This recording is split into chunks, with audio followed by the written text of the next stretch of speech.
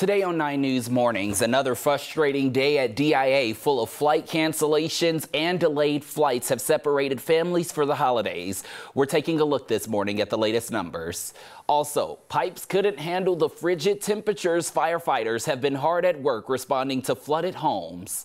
And this morning, we would love to see your holiday pictures, whether your kids are unwrapping gifts or you're still putting up the tree. You can text them to us at 303-871-1491 or simply post them to social media using the hashtag 9newsmornings. We're going to take a live look outside this morning right here over Coors Field. This is what it's looking like as the sun starts to rise on what is a Christmas morning. It is 7 a.m. Thank you all so much for waking up with us. I'm Darius Johnson joining you all on what is Christmas morning. I hope you all have the gifts out and ready for the kids if you celebrate, but also we have meteorologist Corey Reppenhagen who is standing by joining us from the North Arvada Weather Bureau. Happy holidays, Corey. What's the weather going to look like for those who are heading out today?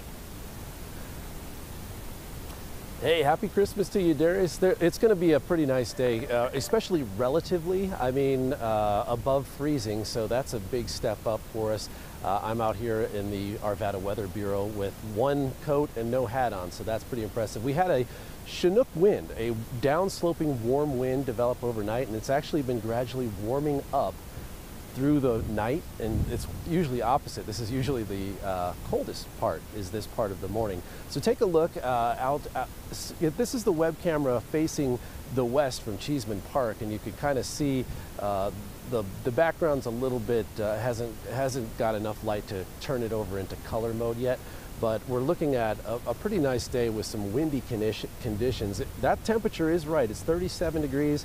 It was 32 degrees at midnight. So this is at DIA. It's even more drastic of a warm up on the west side of town and in the foothills. And the winds are a little bit stronger as well as that downsloping wind comes off of the mountains straight down. And that's what's really warming us up. We're looking at a high of about 50 today in the Denver metro area. A lot of upper 40s and 50s around at least the front range. A little pocket of warmer air down to the southeast. Baca County and Las Animas County could possibly get up to about the 60-degree range.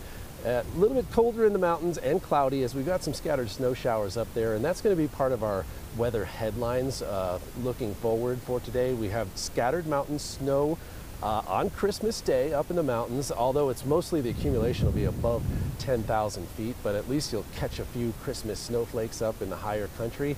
We do have a weaker cold front moving in tonight and into tomorrow. That could cool us down just a little bit for tomorrow, but then on Tuesday, we're looking at a really warm day, possibly 60 degrees around the Denver metro area, ahead of our next storm system, which is coming in on Wednesday. It doesn't look too impressive, nothing like a polar vortex or anything like that, but we'll address what that looks like and that warming trend as well coming up in just a little bit, Darius.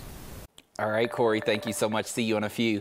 It was another rough day for travelers at DIA yesterday on Christmas Eve. The airport is once again at the top of FlightAware's misery map. Nearly 300 flights were canceled and more than 600 were delayed. And a lot of those flights are from Southwest Airlines. Now, some of those passengers say that they've been waiting for hours, if not days, to get hands on their bags. 9 News reporter Luis De Leon spoke to some of them.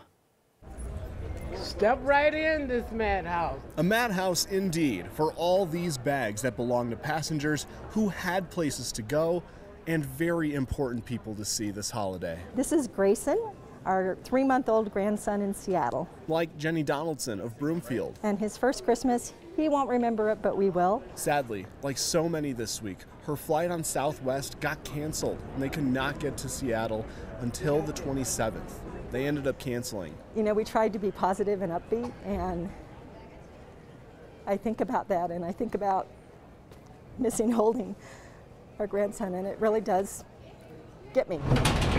Passengers in the same boat waited for several hours in a line to get to any Southwest agents to help track their bags. It was just around the corner, about 10 to 15 feet back. Passengers like Ryan Bethel of Steamboat Springs, trying to get to San Diego to see his family. They've been keeping in contact the whole day, and it's just kind of worrying them. He has no idea where his bags are and has been waiting 3 hours to find out. So I'm hoping I get out of this line. Otherwise, I'm going without the bag regardless. In the case of Southwest, they have not confirmed whether or not they're short-staffed workers that handle baggage, only saying that the combined impacts of this week's winter storm are to blame. A spokesperson for Southwest did tell us that they put in place what they call emergency sick procedures, which among other things requires a doctor's note when an employee returns to work if they call in sick. The goal is to keep staffing consistent. It just is so disheartening to see a company not prepared and what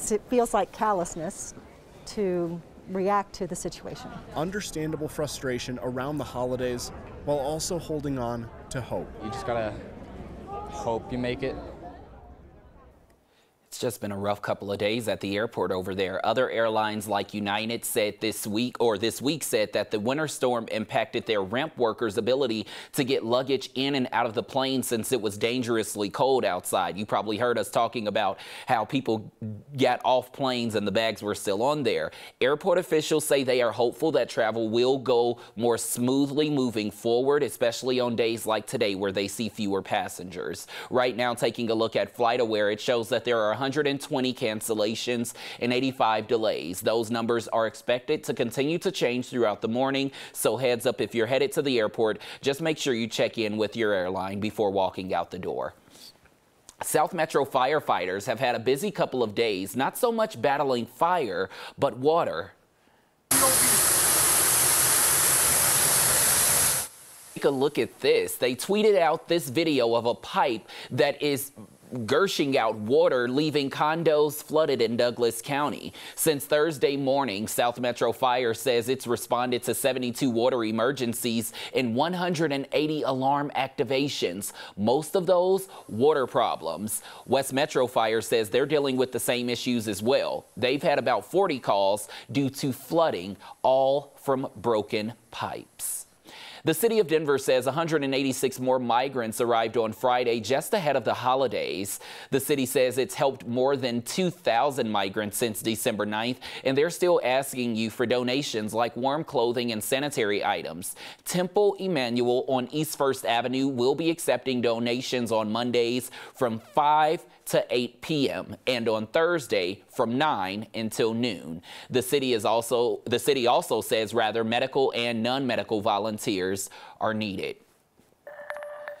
We have a few crime alerts out of Aurora this morning for you. Right now, police in Aurora are looking for whoever shot and killed 2 people inside of a home on Christmas Eve. Police responded to a welfare check around 11 a.m. Saturday morning at a home on Boston Street near East Colfax. Inside, police found 2 with gunshot wounds. Both victims were adults who have yet to be identified. No one has been arrested, and there is no suspect description. Aurora police are also investigating a deadly shooting in the Tollgate Overlook neighborhood that's in East Aurora. This happened Saturday afternoon around 12:30 when police say they found 2 men with gunshot wounds on East Tennessee Place. Both men later died at the hospital. Police have yet to arrest anyone in this case as well. In both cases, they are asking you if you have any information about either. You can contact Metro Denver Crime Stoppers. Developing this morning, police in Colorado Springs are investigating 2 cold weather deaths after more than 50 hours in sub-zero temperatures. Police say 2 people died from being exposed to those frigid temps. One man was found dead near a transformer, likely trying to stay warm. Another was found alive at a homeless camp Thursday, but then died at the hospital on Friday. Grace Kramer spoke to someone at a warming shelter down in Colorado Springs. It's getting too cold. Michael Jansky is just one of more than 470 people who stayed at the Springs Rescue Mission last night. He says he has had to bear temperatures like this in the past. There was times that I thought I was going to freeze to death 3 or 4 times. I spoke with the Springs Rescue Mission. They say the most people they've ever had stay at the shelter was 475. That was during the bomb cyclone, which was 5 fewer than last night. When these temperatures drop, it is life or death for many folks. Memorial Hospital says since Wednesday, they have treated 5 cases of frostbite. It's quite unfortunate because a vast majority of our patients who have frostbite are also unhoused or homeless. Last year, El Paso County Coroner's Office says 12 people died from hypothermia. Jansky says it's one of the most brutal things you can imagine. I wouldn't put that on my worst enemy, sleeping out there. 2 employees got hurt in a fire at Suncor's Commerce City refinery Saturday morning. It's important to note the video you're looking at is file video of the refinery, not video from yesterday's fire. Suncor says the fire broke out around 10:50 yesterday morning. An ambulance took the 2 injured employees to the hospital. Suncor says it's working closely with regulatory agencies to investigate how the fire started. Coming up after the break, after 10 years, Book Bar on Tennyson is closing up shop, but the owner is still hoping to serve the community in another way. That story coming up.